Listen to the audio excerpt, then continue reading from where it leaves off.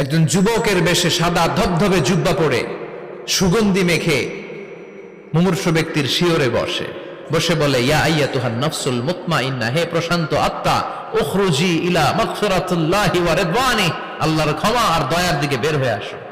বলা মাত্রই মুমিনের আত্মাটা স্মুথলি বের হয়ে আসে।